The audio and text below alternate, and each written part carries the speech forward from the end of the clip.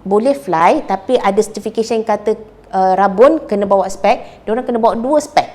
Satu spek yang dipakai, satu lagi spek yang kena standby.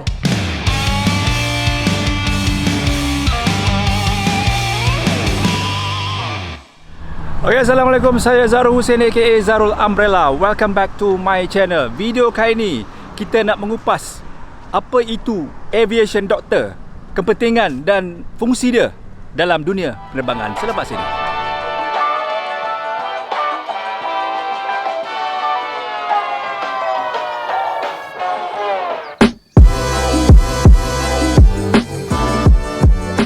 Okay, nama saya Dr. Amy Farina binti Abdul Rashid, berasal dari Alustar Kedah, sekarang menetap di Cyberjaya. Saya baru sahaja berkecimpung dalam bidang Civil Aviation Medicine dengan membuka klinik AirFly ini sejak 2019. Sebelum tu saya berkhidmat dengan Angkatan Tentera Malaysia sebagai doktor perubatan penerbangan selama lebih kurang 13 tahun. Ini saya bermula perjalanan kerjaya saya sebagai aviation physician kita panggil. Dia banyak term kita. Aviation physician boleh, kalau dalam military panggil flight surgeon boleh. AME, kalau dalam civil aviation ada AME. Dia mesti perjalanan mula-mula sama macam semua doktor. Habis medical, medical school, kena buat houseman. Kena buat SMO dulu, medical officer. Saya lepas habis houseman, saya terus masuk dalam military, diserapkan dalam military. Dan saya punya first tempat kerja adalah Pangkalan Udara Kuantan. Mula-mula setahun tu bekerja sebagai MO biasalah. Lepas tu saya dihantar ke Australia untuk mengikuti kursus aviation medical officer. So dari situ bermula saya punya perjalanan sebagai pakar perubatan penerbangan lah. Aviation is very safety critical. I'm sure you are aware of that. The safety critical. So kita nak make sure the person involved in aviation, in the job, in flying, suitable for that job and safe for flying. Selamatlah untuk fly. So dengan itu kita kena make sure they are healthy and fit. Untuk pilot kita nak dia fit untuk fly, dan in case of emergency dia boleh evacuate dengan not only he himself tapi juga boleh bantu passenger-passenger lain keluar pada aircraft. ICAO dah come up with certain criteria dan kita adapt to it lah. CAAM, Civil Aviation Authority, dah keluarkan guideline. So apa dia? First, general, doktor yang tengok mesti tengok dia sihat, fit. Macam contohnya antara benda kita tengok, kalau passenger pula dah. Pilot datang ke klinik, dia masuk dalam bilik kita kan. Kita tengok dia berjalan okey tak? Limping ke tak? Dia punya build tu okey ke tak? Dari situ generally kita dah tengok dia okey ke tak? Generally. And then from there kita tengok BMI dia pula. Obese ke tak obese. Dan baru sahaja tahun ni CAAM dah implementkan sesiapa Class 1 holder, maknanya pilot ATPL yang bawa airline, BMI more than 35 tak boleh fly, kena grounded. So kenapa obese tak boleh kan? So kita, macam saya cakap tadi, because it's safety critical. So kita nak, kalau in case of emergency, pilot, the aircrew ni boleh bantu diri sendiri dan bantu passenger yang lain untuk evacuate ke tak? I'm sure dengan masalah obesity tu susah nak bergerak, nak keluar masuk pada kokpit kan, sebab it's very confined space ni kan. Untuk pilot kita ada 3 kelas examination, dia punya certification lah. Class 1 adalah untuk airline pilot, ATPL ataupun CPLIR.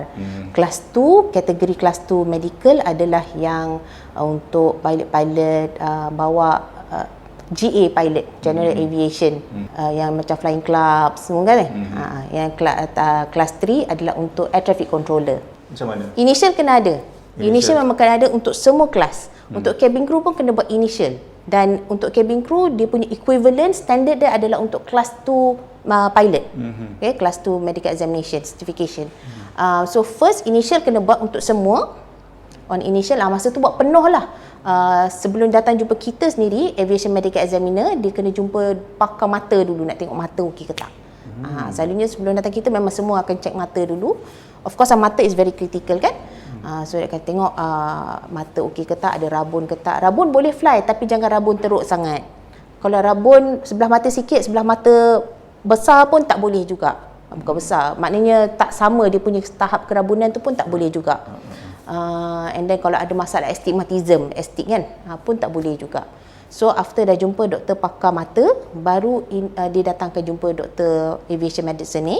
Saya dan also ada kurang daripada 30 doktor seluruh Malaysia untuk buat full examination. So secara peringkatnya pasien akan datang dekat klinik ni, register. Dah register, mereka akan diberi 2 jenis borang yang wajib, iaitu borang declaration. Kat situ dia kena tulis dia ada sakit apa tak, pernah ada masuk hospital for the last 1 year ke tak, kalau makan ubat jenis apa, merokok ke tak, sejarah keluarga ada sakit serta-serta penyakit tak, kononnya sakit darah tinggi, kencing manis, dan exercise ke tak, ada kat situ. Do you exercise more than 3 times a week? Because we want them to be healthy and fit. Okey, tu borang pertama. Borang kedua adalah borang examination yang doktor yang akan isi lah, tapi diorang kena isi atas tu yang nama, IC semua tu.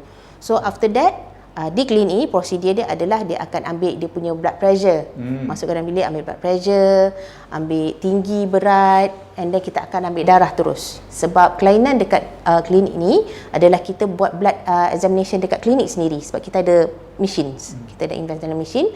So ambil darah dan kita akan dapat result darah within 15 minutes. Kat darah tu kita boleh tengok ada kolesterol, masalah kolesterol, sugar, liver, kidney. Okey, dengan also tahap hemoglobin dan darah merah tadi tu.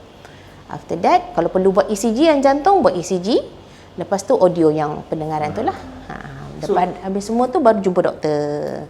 Susah nak cakap sebab berlainan masalah, berlainan dia punya approach dia. Salah satu contoh yang tak boleh. Salah satu contoh dia. Contoh, okey, masa masuk dia fit, tapi along the way dia pergi buat lasik. Lasik rabun kan, ada rabun sikit tapi boleh nak masuk sebab dia rabun sikit je. Tapi lepas tu susahlah nak pakai spek masa aviation, sebab siapa pilot yang boleh fly tapi ada certification kata rabun kena bawa spek, dia orang kena bawa 2 spek. Satu spek yang dipakai, satu lagi spek yang kena standby.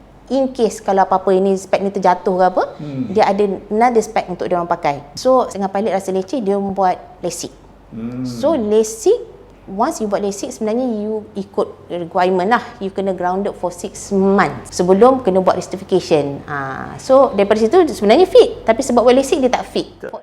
Okey, sebab dia punya regulation berubah-ubah. Untuk sekarang ni, untuk class 1, 40 years and above, no, 60 years and below dah sekarang ni, yearly, every year.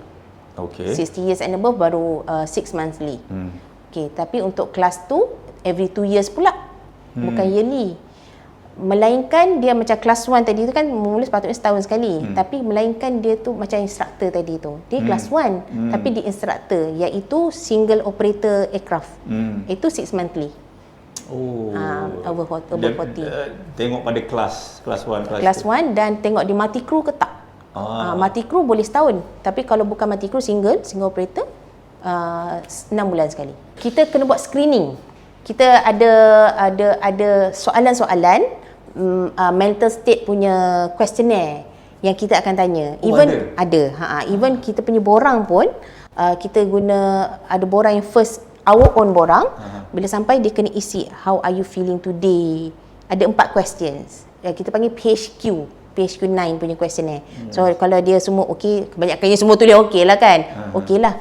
Tapi kadang-kadang bila masuk tu pun kita sendiri kena tanya selit-selit soalan-soalan yang berkenaan lah. Tidur nyenyak tak? Okey ke tak? Ada rasa risau-risau ke sekarang ni? Because especially sekarang after PKP, lot of us yang hilang. Ada yang datang depressed ke ada? Ada. Itulah doktor. Saya cuba mana yang boleh. Tapi so far, aircrew yang datang, pilot yang datang, semuanya ada secondary mata pencarian yang lain. Kebanyakannya buka bisnes lah. Tapi from there pun kita cakap, how are you feeling? Sebab the feeling of uncertainty tu yang akan trigger anxiety kepada kita semua. So kita bantu dari segi pilot-pilot yang datang ni to recognize that it's okay to feel such emotion, feeling, tapi jangan lama. Kalau lama, sampai bila yang you kena seek help? Itu kita kena educate dan bagi awareness kepada this aircrew. stay healthy and stay fit. Itu saja. Dan jangan takut untuk cuba. Jangan takut. Alhamdulillah dalam saya punya IG pun ramai yang nak jadi pilot, jadi student pilot, dia tanya a lot of questions. Apa yang tanya? Doktor, kalau saya rabun boleh ke tak? Doktor, yang ada juga yang nak jadi military lah. Doktor, saya punya kaki macam ni lah, dia lepasahkan tapak tu macam ni, dia hantar gambar. So macam those are the type of question yang okay lah, walaupun ideally kita sepatutnya jumpa pesakit untuk cakap you are fit ke tak fit. Tapi jangan malulah nak bertanya. Okey ke tak? Kita tulislah, oh sepatutnya tak boleh, sepatutnya macam ni. Kalau tak resolve, pergi jumpa doktor. Tu saya cakap kena jumpa doktor lah. Tapi jangan ada perasaan malu untuk bertanya. Okay. Rabun warna. Kenapa tak dibenarkan langsung? Pernah tengok tak runway light malam-malam? Bercahaya, berbanyak cahaya dia punya colour dia tu kan. So kalau rabun jauh, rabun warna, they cannot differentiate the colours. Sebab of course the runway lights tu ada warna lain, maksud dia lain. Warna lain, maksud dia lain. So that's why it's very, dengan controller. Yes, safety critical benda ni. Langsung tak boleh Okey, Fly Clinic ni hanya semata-mata tertumpu untuk aviation klinik ataupun terbuka untuk semua? Terbuka untuk semua. Okey. Tapi kita punya interest sekarang ni sejak PKP lah. Kita nampak kita punya core customer tertumpu kepada weight loss program. Sebab kita ada specific medication for weight loss and also COVID related services. Okey, kalau anda tuan-tuan puan-puan ada masalah berat badan dan inginkan bantuan, boleh datang ke Clinic Fly sebab kita ada specific and also patient tailored. Maknanya just for you kita akan buat program, weight loss program. Nombor 2 adalah satu lagi program yang saya rasa dear to me adalah program untuk anak-anak, kanak-kanak sekolah, yang mana kita masukkan sekali influenza vaccination, tapi kita akan kasih free check mata. Check mata tu kita boleh tengok rabun jauh ke rabun dekat. Kita boleh tengok juga dia ada astigmatism ke tidak. So that one you get for free. Usually we will charge RM50 for that. But kita faham keadaan sekarang, dan also untuk create awareness. PDPR kan banyak anak-anak kita tengok screen je kan, tengok laptop je. So cocok influenza dekat sini, kita kasih the vision screening for free dekat sini. And also untuk adik-adik yang berminat untuk jadi pilot, sama ada military ataupun civil, jangan segan, DM lah saya untuk tanya soalan, untuk for tips macam mana nak jaga kesihatan badan lah.